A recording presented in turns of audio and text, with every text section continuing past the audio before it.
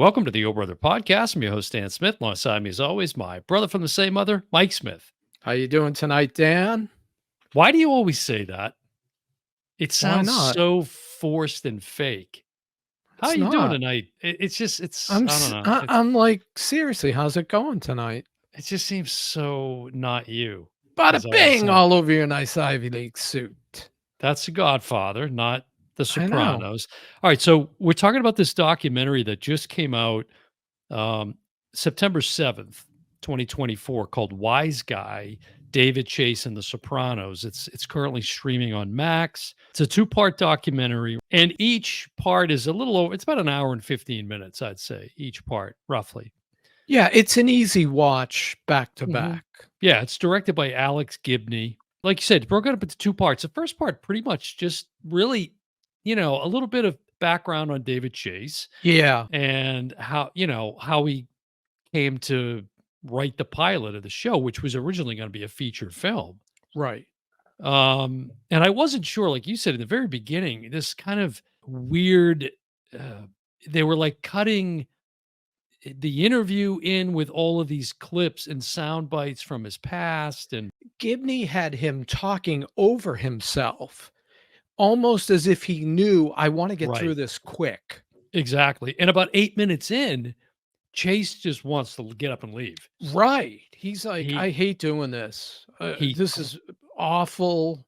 He has nothing good to say well, he until didn't the say it was end. awful. He just doesn't clearly want to sit there and be talking about himself because And what the he's set is Mhm. ironically very much the same Similar. set as Lorraine Bracco and, Tony Soprano, Right. Dr. Melfi and Tony Dr. Melfi Soprano. and Tony. Right. Yeah. So, yeah, it's about 8 minutes into the documentary, part one, and Chase wants to get up and leave because he's not real keen on talking about himself. And he doesn't, what he says to the director is, I didn't know it was going to be so much about me. Right. And I think that's a weakness. I liked it, but I think there was too much. I didn't need to know that much about Chase. I loved learning all the other But facets. that's what it's about. Right. So I think that's what you have to keep in mind. Look at the title. It's David Chase and the Right. Sopranos. Do you think it would have been better if it was Wise Guys, A Look at the Sopranos No, no, with because David Chase? no, because I think it was about David Chase again, which is why it made him uncomfortable. Now, it didn't stay on that Right. as intensely as it is in the very beginning. I mean, once you're 15, 20 minutes in, he's basically talking about the Sopranos at that point. But Yeah. we got to figure out how we get there through his background as a writer. I gotta show this. Jesus, I mean, every No, this freaking one, episode, it's got to be a thing of physical media. Let me turn it over, folks. I'll be back in a minute. no, this is like 30 pounds. No kidding, right? You open the Can box. you describe it for those listening for once? It's the Sopranos original box set. When you open it, there's a Okay, book, you're not going to unbox this whole Sopranos. thing, No, I'm right? just Okay. showing you Just show it. how big it is. Yeah. It's like 30 pounds. Right. It's one of those things, it's not easy to grab and flip it on. I tend to, just go to HBO, Like I said, but digital there's some media, folks. commentaries that are not on HBO that are Mhm. here. Okay. So we're not talking about the documentary. So let's get back to talking about the documentary. Right, but would you recommend this for somebody who's never seen The Sopranos? Yes. Yes. But Really? I wouldn't recommend it for somebody like me who knows everything about The Sopranos and has watched The Sopranos 1,000 times over. Right. I think, like I've watched when they aired, I had all the physical discs. I've since rewatched them numerous times. Mhm. A lot of that in COVID, like so many people during the quarantine, found The Sopranos for the first time, really, because this went off the air in 2007. Yeah, I was gonna say, it Yeah, was long gone. and also another thing related to the quarantine is Michael Imperioli and Steve Schirripa. They did a podcast called Talking Sopranos. Right, which you Where can get. Yeah, it's out Yeah, there, and it's on Max actually now too, exactly. the video version of it. And it's fantastic because they have on a lot of the cast from over the years. They go through every single episode. It's like 90 or 91 episodes, the podcast, and it's really, really good. I would recommend it for somebody that isn't familiar with The Sopranos. Really? Yeah. I I think mean, you in the sense that, like, I I wouldn't wanna give spoiler alert. I mean, right. spoilers, but not as like, hardcore fans, there's nothing to in my opinion, to learn from this that you don't I shouldn't thought already I know. learned a lot. Well, like what? Well, I didn't know how tough James Gandolfini was to work with, and I think this is an I unblinking don't think that's a fair statement based well, on the they talk documentary. about, setting up an intervention for him, This is and way they late. weren't really specific. Yeah, Right, but but that's this a is big way part late. of it. This is like season 6.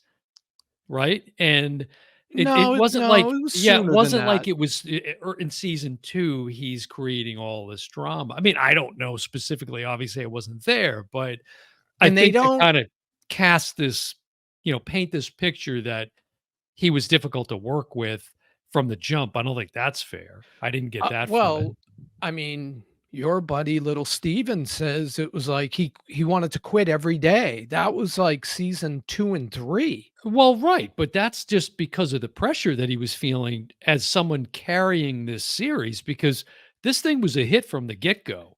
Right. Although it And took a while, and this is something else I didn't remember. It took 8 months from pilot to show. I think it was 18 months. Was it 18? So I think it was 18 months. It that's a was like long time it's a long time. between Yeah, and because I didn't realize it aired January '99. It felt like earlier than that, yeah, me you know, but too. but they were shooting, of course, before then. But yeah, I thought this was I thought I was in law school when this aired, and it was post law school, so Mhm.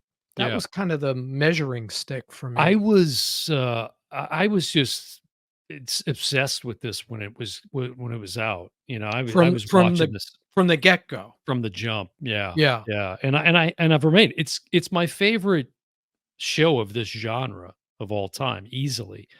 Um, but yeah, I mean, talking about Gandolfini, so you bring that up. I mean, I I didn't really remember the degree to which he was struggling, I Obviously didn't you know any saw of him that.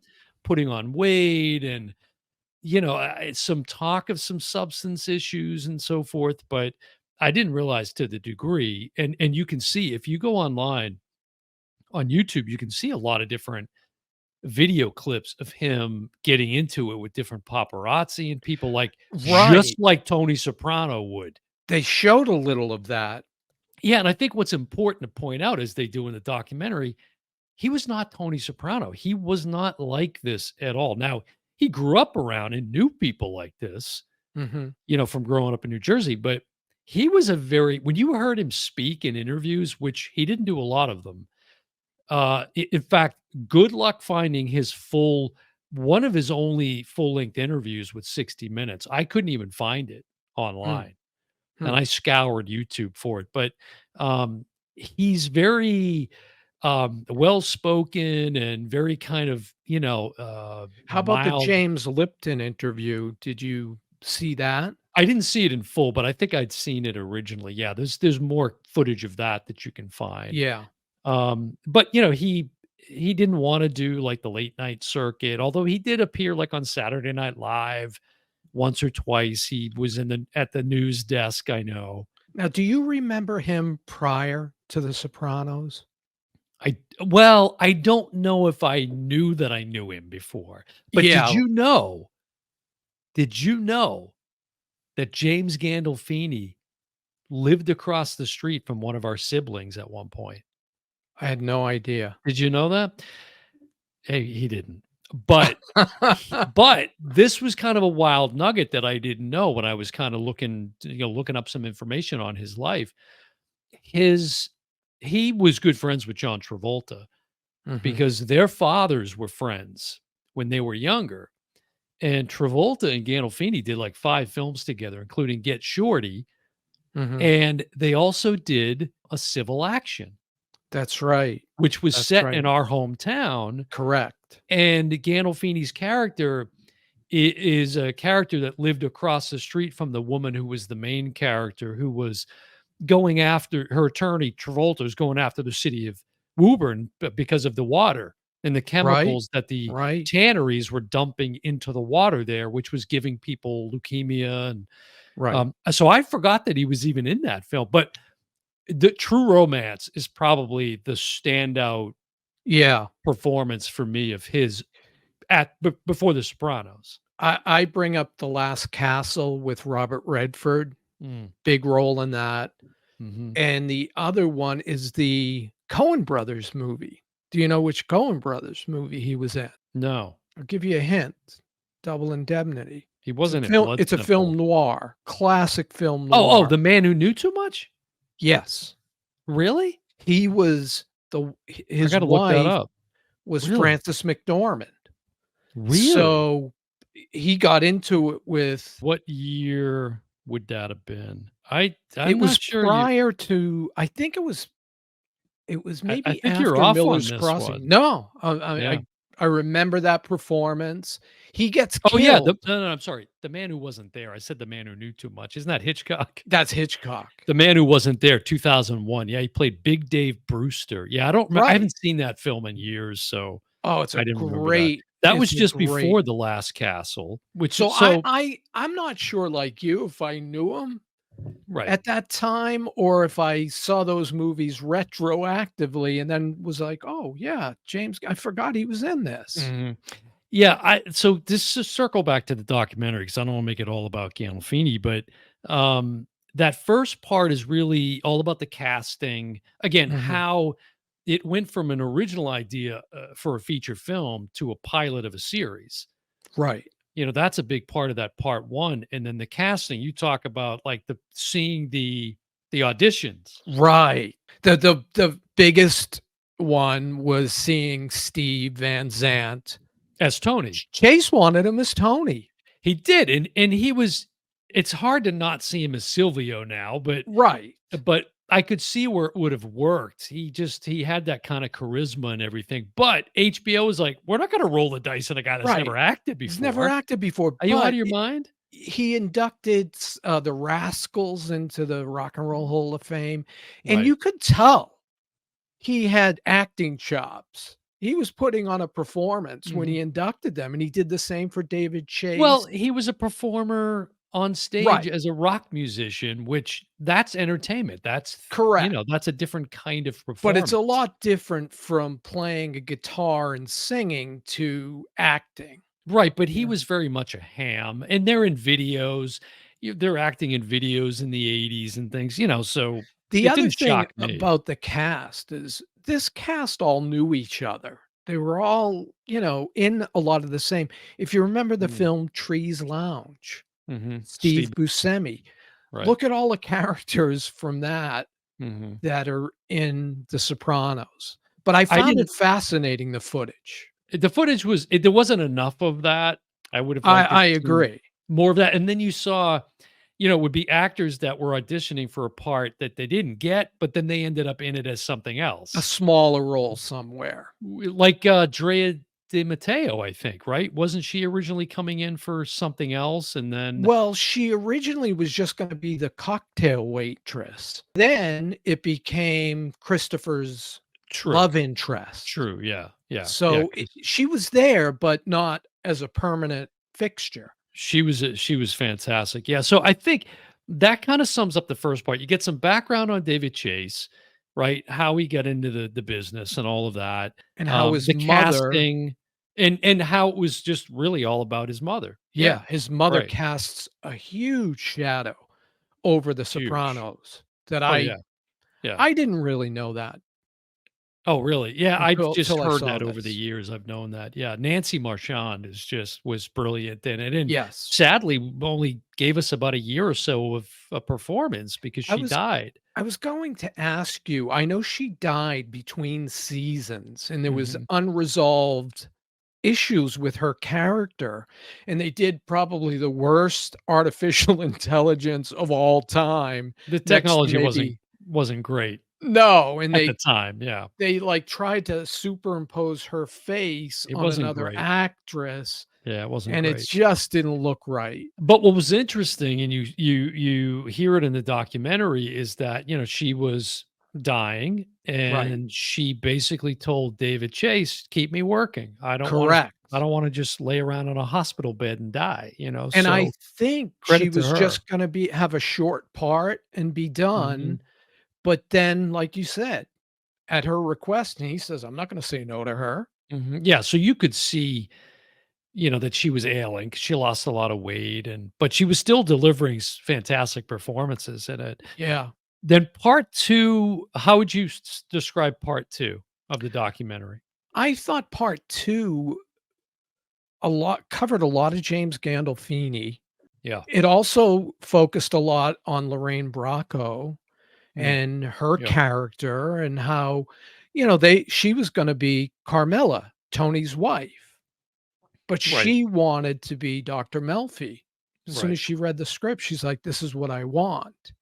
And it Yeah. focused on certain episodes. There was a lot more episode coverage in part 2, I thought. Yeah, I wrote down what I thought was interesting is, the series is a hit out of the gate, and so now it's all about David Chase has to continue to deliver. He doesn't expect this thing to blow up like it does. So now what is this show going to become? And he's basically locking himself away with this small group of writers. They had Mhm. this it was interesting, this very trusting relationship to the point where at one point in the documentary, Chase says we were going to bring an assistant into the room with us, but we realized we couldn't do that because they were talking about some very Right. revealing things of And their own taboo thing. Hey everyone, if you love movies, hit that subscribe button and join us for more amazing episodes on the Oh Brother podcast. Don't miss out. And don't forget to leave a comment and share with your friends. Right. Terrence Winter, one of those writers who, Yes. if you know Boardwalk Empire, that's him, and he's like he's doing something that you're watching right now, and Phenomenal writer.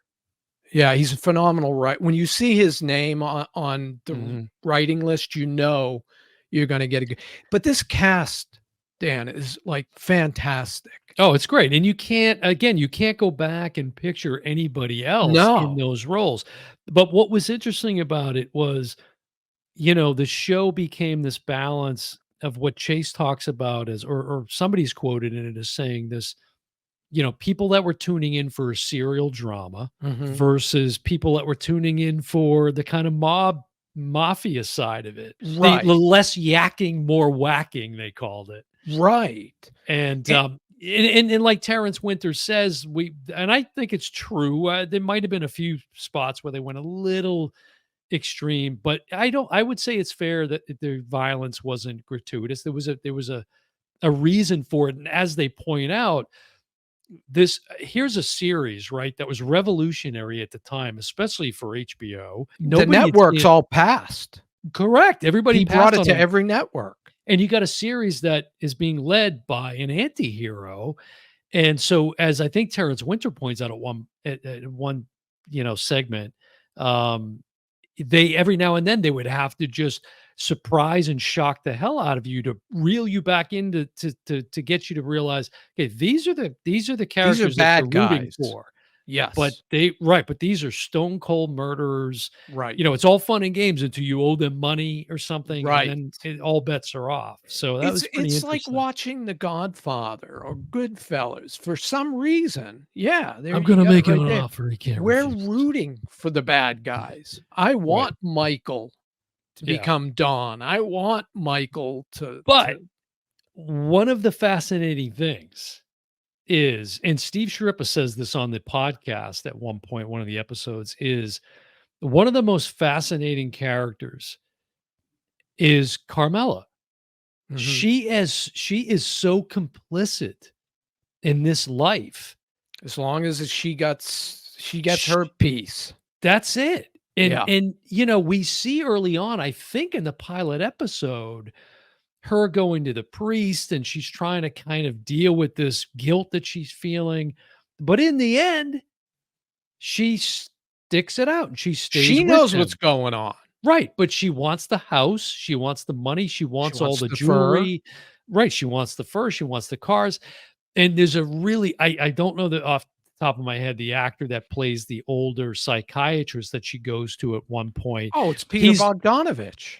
no, no, no, no, no, that's Doctor Oh, Melfi, that's Melfi's doctor. correct. Right, right. This guy's in one episode, one scene with Oh, her. I know who you're talking about. I Right. don't know him either No, and but he's the only one in the entire series that that ever calls to says her. to her, you gotta get out of this, or Yep, you're never gonna be able to live with yourself. What you're doing is wrong. You know it's wrong. yep. And what he says very strikingly, one of the last things he says is, "At least you can't say you weren't told."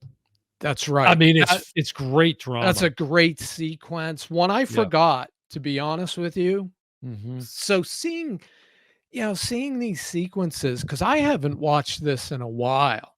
I'm Yeah. talking pre-pandemic.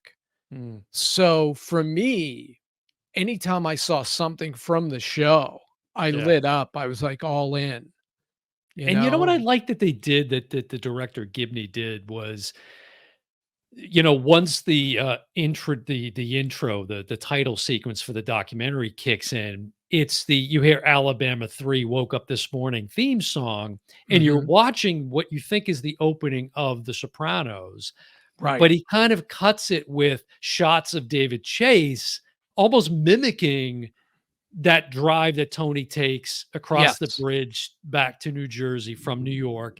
And what I loved is at one point you see Chase in the passenger seat of this car driving along, and he looks out at like Satriali's, and there's like, the big pussy there, and Silvio and The character. the character. But yeah, I was gonna Yeah. say the same thing. He made it seem like Yeah. they were in the car together Right. It having was this cool. conversation. That was pretty well done. It's It pretty was well done. also striking to me when he talked about getting the call that James Gandolfini had died, and his response was, "I wasn't surprised at all."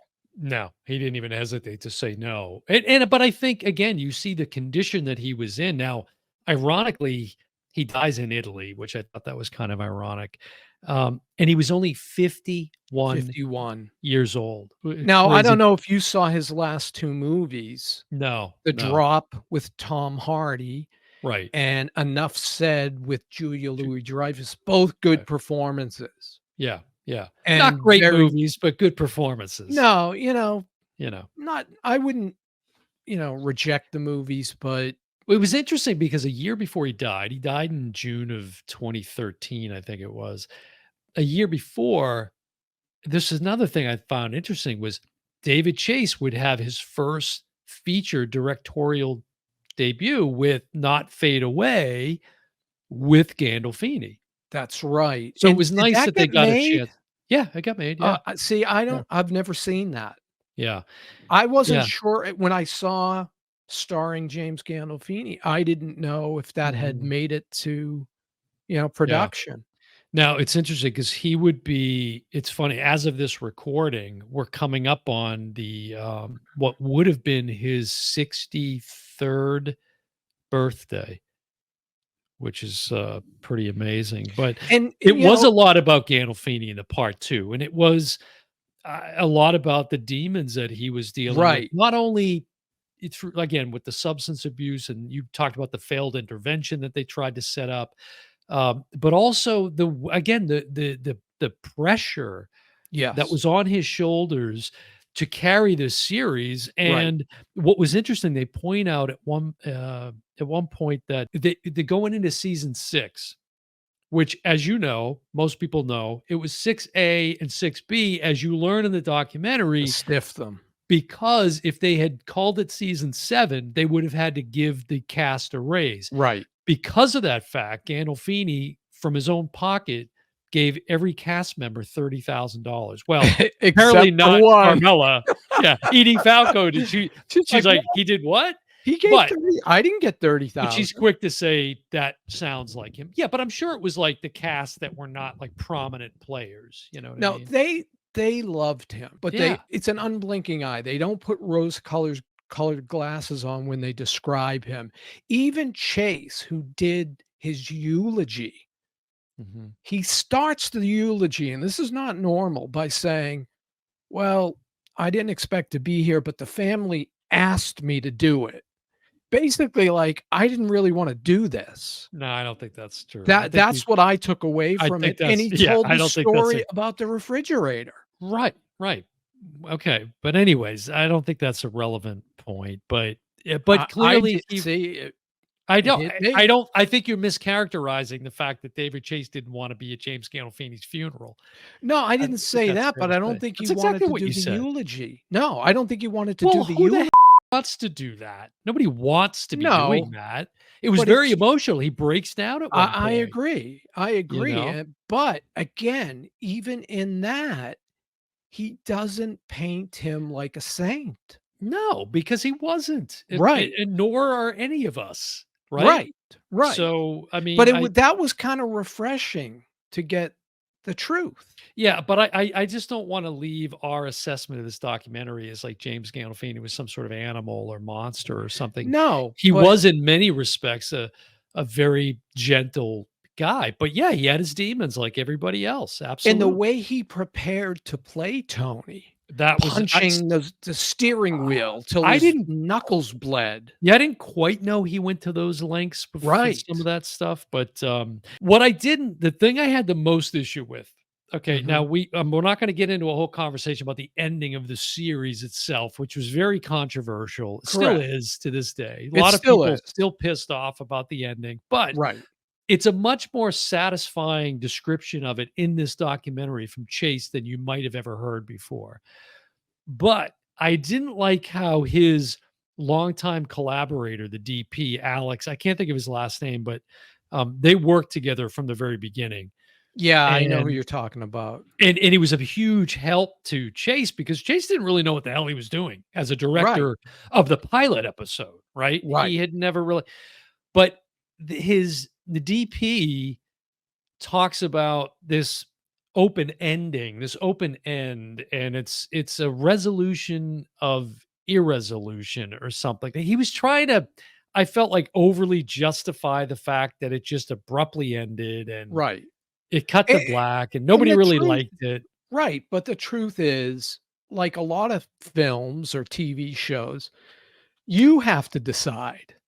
It's up Right. to you to decide what happens next. I He was puts just it as in your hands. yeah, I was just as pissed as everybody else though. I wanted something other than that, but I can appreciate that. I can And it was appreciate that. funny to hear them say they were calling, like, "Did my TV go out? Did my?" Because I Yeah. felt the same way when I watched it originally and it just Right. goes to black. I'm like, "Oh, man, what a Yeah. time to lose HBO." Right, the cast was equally a lot of them were like, what is that?" Right, You know? And it was right. funny, it's been it's been spoofed everywhere, like, there's a lot of, good Family Guy references where, Stewie's in the middle of talking to Brian, and then it just cuts to black, like, when they're talking about the series, but, yeah, that's very controversial, but I felt a little bit more s satisfied from Chase's discussion of it Mhm. than I did from what his DP was talking about, as if, "Oh, it's just oh, it's an open end," and I think Right. it's more like what you're saying, you fill in the blanks, but something about the way he was describing it just bothered me, I don't know. Now, we know they made a movie, Mhm. the what was it? The New Saints The of Many Newark? Saints of Newark, which we did an episode on, but Chase is quick to point out that really isn't a Sopranos No, even though it was movie. Gandolfini's son playing him as a younger version. Right, but David Chase didn't even know they were gonna put that, a Sopranos story tagline in the Right. title. So let me So, ask you this. If he hadn't died, would we have seen a Sopranos movie that he originally wanted to make? I think we might have, and I feel like Steve Schirripa talks about this on the podcast at one point. He played Uh, Paulie Walnuts? no, he played Bobby Bacala. Oh, okay. Th Yeah, who he was was this heavy and he lost a lot of weight throughout big, the tall, heavy guy. series. Yeah, he did. No, Tony's, Sirico played, Yeah, Tony Sirico. Paulie Walnuts, yeah, who Who was else could have amazing. played that role? Yeah, the Pine Barrens, Right. probably the best episode of all of them. I don't know if you can say that, but it's one of the greatest. It's one of the most remembered It's so episodes as good. well. But, So good. I don't think they talked about, Chase said how they wanted to shoot New Jersey, and it was unlike anything else with the Yeah. trees. Hello, Miller's Crossing, Mhm. right? I felt like they didn't give a shout out to Miller's Crossing that was due, because I Why? felt What's like that got this to is do with it? I felt like this series felt a lot like Miller's Crossing. You could plug in characters. It's Obviously, Buscemi's already in there. set in a totally different time. Yeah, but it's I don't see any comparison there whatsoever well, other they're than wise the mob. guys. Right, that's You're right.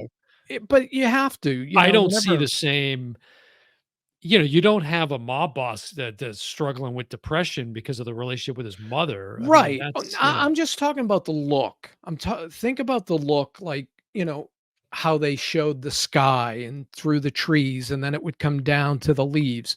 Miller's Crossing did that, you know? I know, but Chase's influences are taken from filmmakers way before the Coen brothers. He talks about Godard and Right. Fellini and obviously Kubrick with 2000, Coppola. Yeah, Polanski the with Chinatown. That was interesting to the hear. Kubrick stuff was very interesting. It was interesting. Yeah, Very there's this interesting. whole, that's one of the things I would say is worth watching. There's this whole thing about this they compare it to this sequence in an episode that Tony's going through where he's like in a dream state as another guy, Right, and they right? did that Well, he's more like a than salesman. once. They did that more than once in the series where Tony would be watching himself. It's Mhm. almost like an out of body experience. Yeah, where they walk into their own POV. Exactly. And it really I would have never picked up on that having watched the series as many times as I have, that technique that they were using. But as you Right. said, he was connecting it back to the influence from 2001, which was fascinating. It was, and then, Yeah. to see it juxtaposition between the 2, Yeah, it was really wild. that was Yeah. really but he also talked about Coppola and Mhm. Scorsese and how they were Sure. influences as well. Absolutely. But this just like the ending of the series itself, this just wasn't satisfying enough. Same thing, it left me wanting more. Well, I felt it was too short. I I watched wouldn't both back to disagree with back, that. and I could have watched another 2 hours easily. Yeah, me too, but we're, like, hyper fans, we're big fans of this series. If Well, you're not a fan of The as Sopranos, I most would people not are. recommend this. No, Eh I guess, like I said, I mean, if you're a casual fan, I would, but if you've never seen The Sopranos, yeah, that wouldn't make any sense. Right. Plus, it's gonna spoil all kinds of stuff for you. So, Exactly, yeah, I agree with exactly. that. But what's too interesting too, through the casting process, some of these people that they found, one that stood out to me was the woman who played Ginny Sacramone, Right, right, who had never acted before. She right. just dropped her headshot in a box and they called her and boom, and she was fantastic and so natural on Yeah, camera, right. This cast from top to the top to smallest role to the biggest. you can't give me one that isn't fantastic. I Every single actor in this series is phenomenal. totally agree with that. Yeah, yeah. So I don't know. I mean, like you said, maybe there's a disclaimer there if you're a Sopranos fan, it's kind of a no-brainer. Although I don't think you're going to walk away learning too much more. Although you did, I did, and there because was a I few haven't things watched that it in a while. yeah, I took away a few things too. That and the stuff about Gandolfini, there's a heavy emphasis on that in part two, and it is fascinating. It's a bit sad at the same time that he was Right. going through the struggles that he was, and that we lost him at such a young age. It's just, Yeah. man, such a He shame. had a lot more work in him. He did, but at least he leaves behind not just a legacy on screen with this, but again, how revolutionary this was and just how much he owned the character. He was Tony Soprano. And it was interesting because the way Chase approached it was season to season. He Mhm. would come into the writer's room with an arc. Yeah. Tony episode 1, Tony episode 13, and it was Right. up to the writers to figure out how to go from there to Right. there, Right. and that was pretty fascinating. Yeah, there's a But little look he was inside like, of that. "Well, it's gonna end when HBO tells me it's gonna end." Yeah, well, you get canceled, and that's the end of it, Right. which I'm He glad wasn't that isn't what expecting it happened. to keep going. I wish we had more. I coulda kept, I watching coulda it. watched another hour easy, Yeah, for sure. But, and so I don't know, what you take away from this conversation about it, if that's gonna convince you to watch it, but if you have seen it, if you have watched it, drop some comments on the video here and let us know what you think of it. And would you recommend it to somebody who hasn't seen The Sopranos? I tend to agree with you. I think there's just too many spoilers in it. yeah, So I think for that reason alone, dip your and if toe into the Sopranos pool first, then watch this. exactly. If you Yeah, haven't seen The Sopranos, man, there's a treat, and if you like at all mob movies absolutely. like Goodfellas or Yeah, Godfather, you yeah. wanna watch this show. And then you can take in the Talking Sopranos podcast as a companion piece to Right, it too, which which I is nice. still haven't Yeah. done that. Yeah, I continue to watch The Sopranos. I'm constantly if I'm struggling to find something to settle on that's gonna fulfill that, scratch that itch, I go right to The Yeah. Sopranos, It you would know? be a huge treat for me right now because I Yeah. haven't seen it. Now seeing the documentary, knowing some of the things I didn't know. Well, this will give you an idea of my love of the show. The documentary came out yesterday, Mhm. and I watched the entire 1st season of The Sopranos yesterday. Before? Yeah, before the Wow, documentary even aired, yeah. wow. Yeah, so So it was, like, it's really fresh. it's just easy to binge, and you just Now want more and is more the and more. pilot on HBO Yeah. still? Oh, yeah. Okay, Yeah. okay. And the pilot is like, again, right from the beginning, you're on board with this thing, And they it's had no amazing. idea they had Uh, Michael Imperioli says, "This is lightning in a bottle," and yeah, no one really knew it until it happened, right, right. and It was a bizarre kind of story that, you know, why and would it anybody had to be watch this? this is something that had to be on HBO. Mhm. They couldn't have shot this on a network. Well, but see, I think this made HBO what it is. Yeah, HBO, well as Michael Imperioli also points out, it was kind of bargain basement to be doing right, anything at on the time, HBO. They were known although they had the huge hit with Larry Sanders. which I found interesting, they referenced it, right, and They that did. kind of opened a door to this sort of, filmmaking on television. Yeah, that's a good I point. think So, yeah, so. And there's and another great series. right, quality show that Yeah. couldn't Hey, have been on now. network. Hey, now. Hey, now, Hank Well, there you go, Kingsley. folks. I don't know. Watch it, don't watch it. If you watch Well, it, I let us know what you think, but, if anything Sopranos, I'm down. Although The Many right. Saints of Newark, I wouldn't recommend that film. Yeah, me either. I don't own it, shockingly. And it isn't a surprise. It's about Dicky Moltisanti, so it isn't even Right, played by, um, another actor who died young. He was in what? Goodfellas. Goodfellas. Oh my god, Ray No, no, Liotta. no, no, Ray no, no. Liotta. Ray He Liotta. didn't play that character. He was in the He film. was Yeah. yes. Well, there you go. There's our commentary on the Wise Guy, David Chase and the Sopranos documentary. It's currently streaming on Max. If you check it out, like I said, come back to the video and drop some comments and let us know what you think. It's going to do it for another episode.